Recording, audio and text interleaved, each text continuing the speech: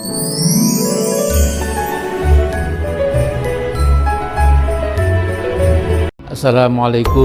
warahmatullahi wabarakatuh. Alhamdulillahirabbil alamin. Wassalatu wassalamu ala asyrofil mursalin wa ala alihi washabihi ajmain. Saudaraku sebangsa dan setanah air, ada fenomena yang memprihatinkan bagi banyak orang yang berpikir kritis dan mengikuti perkembangan komunisme internasional. Yang paling mutakhir apalagi? Mengapa? Mereka prihatin karena banyak tokoh pendukung rezim yang berusaha meyakinkan masyarakat bahwa seolah-olah PKI sudah mati, sudah dikubur, dan komunisme sudah tidak laku lagi. PKI sudah jadi hantu, juga tidak ada lagi negara yang masih menerapkan komunisme, Leninisme, Marxisme. Nah, para komunis malam yang berupaya meyakinkan masyarakat bahwa komunisme sudah menjadi bagian sejarah, menjadi masa lalu, lupa bahwa di zaman internet sekarang ini seluruh informasi global di bidang apa saja sudah sangat mudah diakses oleh setiap orang. Mereka jadi buta bahwa RC yang menjadi junjungan beberapa oknum dalam rezim Pak Jokowi pada hakikatnya merupakan kekuatan komunisme yang paling dahsyat sekarang ini di muka bumi. Bila dulu Mao Zedong atau Mao Zedong mempropagandakan dan memaksakan Marxisme sebagai ideologi tunggal RRC, maka Xi Jinping, penguasa puncak sekarang ini dan penguasa tunggal RRC yang jadi presiden dan sekaligus sekjen PKC, telah mengeluarkan Xi Jinpingisme. Di antara 14 butir ideologi Xi Jinping itu disebutkan bahwa PKC memegang kekuasaan mutlak atas tentara atau militer Cina, yaitu PLA, dan mengukuhkan jabatan Xi sebagai penguasa tunggal Cina seumur hidup. Keputusan Kongres PKC itu diambil pada 2017 dan sekaligus menekankan bahwa Cina harus melaksanakan nilai-nilai asasi dari Marxisme, komunisme, dan sosialisme, walaupun ada embel-embel sesuai ciri-ciri Cina. Perhatikan, Marxisme, komunisme, dan sosialisme masih jadi rujukan baku bagi Cina. Oknum-oknum rezim Jokowi sedang menipu rakyat Indonesia ketika mereka menyatakan bahwa sudah tidak ada lagi komunisme di muka bumi ini, dan juga tidak perlu khawatir PKI akan muncul kembali. Kata mereka, tidak ada lagi negara yang menganut Marxisme, Leninisme, komunisme. Itu bohong besar. Saudaraku, kita bersyukur bahwa umat Islam tidak buta sejarah, tidak mungkin dapat dibohongi oleh omongan oknum-oknum rezim Jokowi yang sungguh tidak bertanggung jawab itu. Kita diingatkan oleh David Setter, seorang wartawan intelektual dan yang mendalami masalah-masalah komunisme.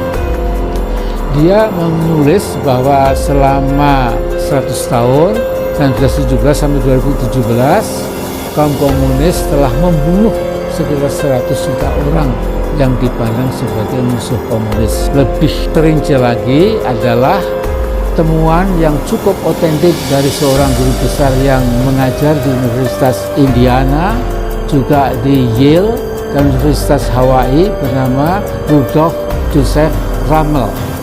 Dia sudah meninggal sekarang ini, yang mendedikasikan seluruh karir akademiknya untuk mendalami komunisme internasional, dan ia mencatat jumlah pelenyapan manusia atau demosida atau genosida oleh kaum komunis sebagai berikut.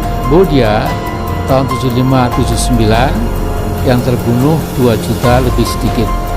Di RRC ini luar biasa, tahun 49 sampai 87 77 juta 277.000. Polandia tahun 45 sampai 48 1,5 juta.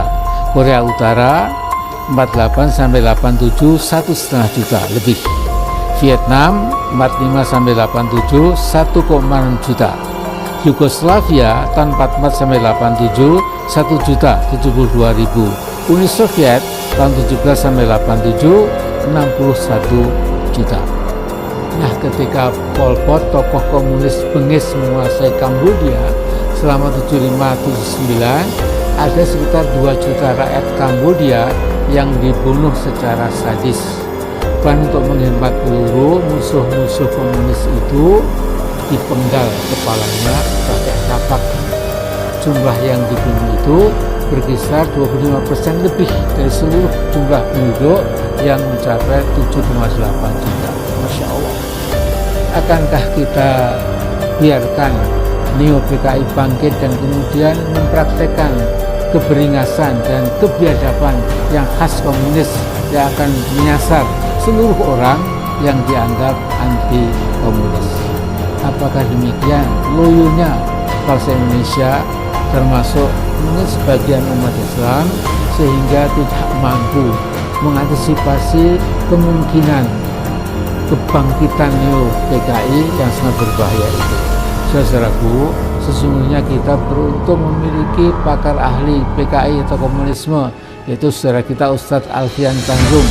Namun pakar yang serajin mengingatkan bahwa PKI komunisme di Indonesia merupakan bahaya, justru harus keluar masuk penjara. Padahal sudah semestinya kita berterima kasih pada sang Ustadz yang tidak pernah lelah mengingatkan bangsa Indonesia agar tidak terperosok ke lubang musibah besar yang sama untuk digunakan. Yang pertama, peristiwa Madiun tahun 48, yang kedua Gestapo PKI tahun 65. Cara komunis dalam merebut kekuasaan biasanya lewat kudeta cepat.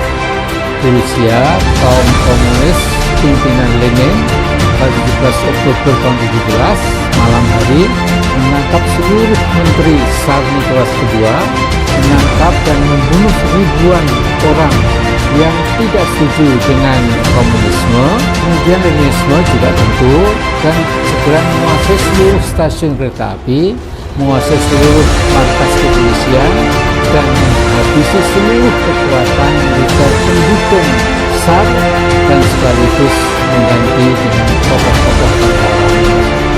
Pada 18 Oktober 17, ketika menempati seluruh rakyat Rusia, terutama di Moskow, bertelanjang merasa seolah hidup di planet lain. Rezim Tsarisme telah berubah sebenarnya menjadi rezim komunisme. Sesuatu dengan untung dulu dan para tangerahnya mungkin membayangkan setelah berhasil membunuh 7 pahlawan revolusi dan dari Angkatan Darat pada 30 September tahun 65, kemudian menguasai stasiun pusat RRI dan kantor telegraf, dia bisa berhasil seperti Lenin lewat Dewan Revolusi abal-abal yang dibentuknya Indonesia kemudian dijadikan negara komunisme. Alhamdulillah yang Maha Kuasa dan yang Maha Esa masih berkenan melindungi bangsa Indonesia. Alhamdulillah. Saudaraku, omongan beberapa oknum pendukung rezim Jokowi yang menyatakan tidak ada lagi negara yang berhaluan komunisme adalah puncak kebohongan politik. Paling tidak sekarang ini ada 6 negara komunisme sejati yang masih berjuang teguh dengan komunisme, Marxisme, Leninisme dengan nuansa perbedaan di sana sini, yaitu misalnya Cina, Vietnam, Korea Utara, Laos, dan Kuba. 2 di antaranya telah jadi kekuatan nuklir, yaitu Cina dan Korea Utara. Dan jangan lupa, Cina makin lama makin jadi kiblat ideologi politik dan ekonomi buat rezim Pak Jokowi. Sementara Rusia yang ke-6 mengalami kambuh massal, mereka nostalgia kembali ke komunisme. Saudaraku, kekuatan-kekuatan komunisme malam di Indonesia dengan difasilitasi oleh sebuah partai besar di DPR dan koordinasi dengan rezim Pak Jokowi membuat rancangan undang-undang haluan ideologi Pancasila HIP yang seperti kita ketahui telah memantik reaksi luar biasa luasnya dari kalangan umat Islam. Kita saksikan sebagian besar umat Islam yang merupakan mayoritas bangsa Indonesia telah bersikap seragam, cabut rencana undang-undang HIP titik. Umat Islam dengan pengetahuannya, firasatnya, dan pengalamannya berkesimpulan bahwa di balik rencana undang-undang HIP itu adalah strategi comeback-nya PKI dengan dukungan utama dari Partai Komunis Cina. Saudaraku, bukan saja para kader partai besar yang berkuasa dewasa ini di negara kita telah sering melakukan saling kunjung dengan PKC di markas besar mereka di Beijing, tetapi juga sebagian ulama vokal yang populer di medsos juga sudah berkunjung ke markas PKC di Beijing difasilitasi oleh Presiden Pak Jokowi. Sepulang dari Beijing, beberapa ulama ini ditanya oleh temannya, Bung, antum mengapa tetap pergi RRC padahal Habib Rizik Syihab kan sudah melarang Anda semua? Jawaban mereka, memang, tetapi hikmah perjalanan ke Cina dan berkunjung ke markas besar PKC sungguh sangat besar. Itu kata mereka. Mereka menyatakan sangat takjub dengan kemajuan ekonomi Cina dan berkesimpulan komunisme di sana menjadi dasar penggerak kemajuan Cina, maka Islam dapat dijadikan penggerak pembangunan di Indonesia. Namun ada yang mereka lupakan, bahwa pikiran dan sikap istiqomah mereka sedang ditumpulkan, sehingga paling tidak sikap mereka menjadi lunak dan lembek, serta lupa bahwa komunisme dari ujung kaki sampai ujung ubun-ubun bertentangan dengan secara diametral bertentangan dengan Islam. Bahkan salah satu dogma komunisme yang paling penting adalah permusuhan kepada agama-agama, terutama agama Islam. Saudaraku, namun kita bersyukur bahwa para ulama tadi hanya khilaf dan sekarang sudah kembali ke pangkuan umat, bahkan sudah menohok rezim HIP itu, kemudian dibatalkan sesegera mungkin. Titik. Bravo pada para ulama kita itu.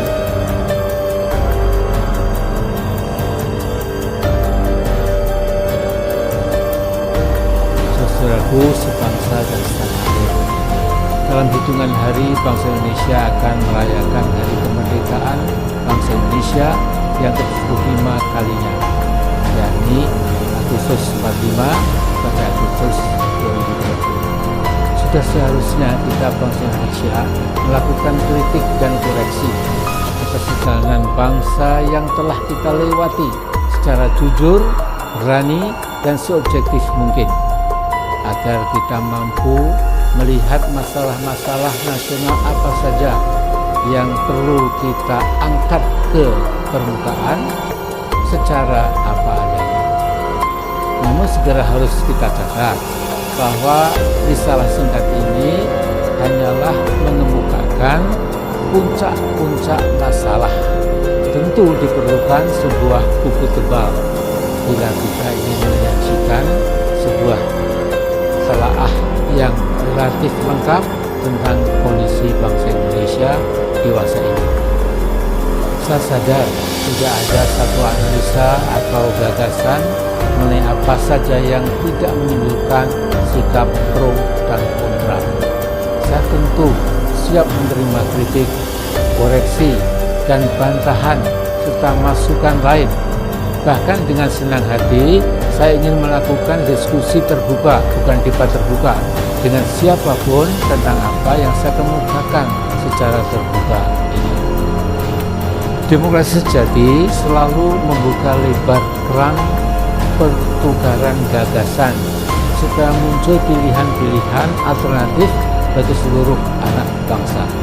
Pilihan yang bersifat pro bono publico, pilihan yang menguntungkan kepentingan orang banyak sepantasnya jadi pilihan kita. Sedangkan sebaliknya pilihan yang bersifat eksklusif untuk sekelompok kecil yang cenderung memangsa atau predatorik kepentingan bangsa atau kepentingan nasional biarlah terlingkar ke sampah sejarah. Saudaraku, saya lihat dan cermati bahwa dalam pergaulan antar bangsa dewasa ini Indonesia yang kita cintai bersama semakin tidak bersinar, semakin menurun, semakin meredup, kekuatan anti ketuhanan nampak semakin beringas dan keren. Kemanusiaan kita bisa dikatakan menurun menjadi kemanusiaan antara zalim dan jahat. Kesatuan Indonesia semakin goyah karena politik rezim tidak memiliki kesadaran bahwa politik adu domba antar kekuatan sosial politik dengan harapan rezim penguasa semakin kuat dan stabil justru semakin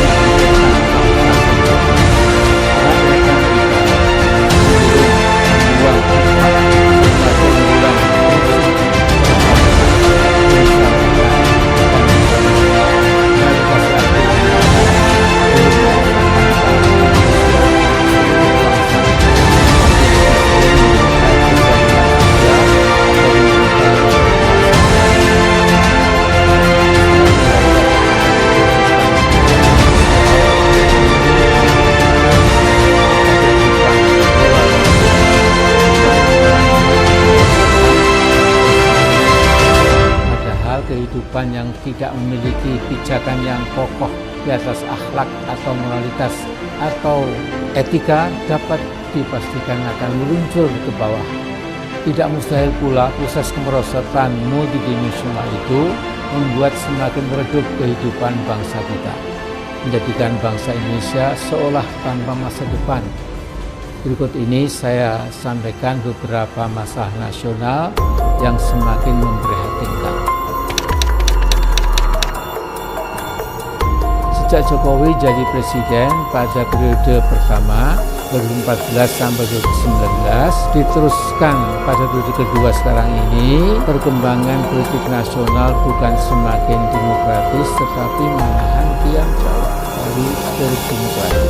Tidak berlebihan bila saya katakan hasil pembangunan politik di masa Pak Jokowi telah memecah belah persatuan dan kesatuan bangsa Indonesia.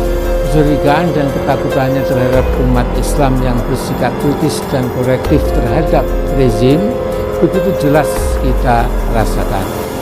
Kriminalisasi dan demonisasi dan persekusi terhadap para ulama yang beramar ma'ruf nahi munkar telah menjadi rahasia umum. Saudaraku, sebagai presiden seharusnya Pak Jokowi berpikir, bekerja, dan terus berusaha supaya tidak jadi pemimpin partisan, membela sekitar separuh anak bangsa, tetapi menjauhi bahkan kelihatan memusuhi sekitar separuh anak bangsa yang lain. Politik partisan semacam ini tidak bisa tidak cepat atau lambat membelah bangsa Indonesia. Tidak boleh seorang presiden terjebak pada mentalitas koncoisme. Sekeping contoh bisa saya kemukakan. Tatkala jutaan umat Islam berunjuk rasa secara damai, tertib, bersih, dan bertanggung jawab pada tanggal 4 November 2016, 3 orang utusan mereka ingin bertemu dengan Pak Jokowi. Tapi ditunggu dari pagi sampai larut senja, Pak Jokowi di hari itu seharian meninggalkan istana. Alasannya ada satu urusan teknis harus diselesaikan di Bandara Soekarno-Hatta. Sampai sekarang penyakit politik bernama partisanship tetap menjadi pegangan rezim Pak Jokowi dalam menghadapi umat Islam yang kritis terhadap kekuasaannya. Para buzzers bayaran dan juga para jubir istana di berbagai diskusi atau acara di banyak stasiun televisi semakin menambah kecurigaan banyak kalangan terhadap politik Jokowi yang beresensi politik belah bambu, menginjak sebagian dan mengangkat